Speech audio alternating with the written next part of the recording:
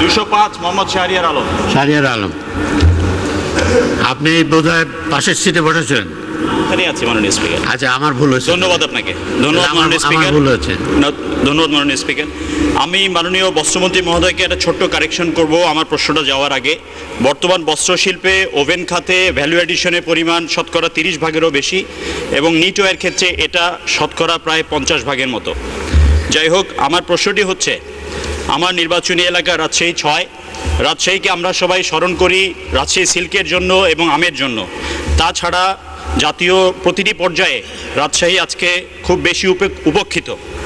আমার কাছে, আমার মাননীয় মন্ত্রী মহোদয়ের কাছে প্রশ্ন, রাজশাহীতে যে বন্ধ সিল্ক ফ্যাক্টরিটি আছে এবং রাজশাহী জুট বস্ত্রকল যেটি আছে, টেক্সটাইল মিল, এগুলি ব্যক্তিগত খাতে ছেড়ে দেবার জন্য অতীতে একাধিকবার সিদ্ধান্ত হয়েছিল, কিন্তু কোনো আমলাতান্ত্রিক জটিলতার কারণে এটা করা হয়ে ওঠেনি।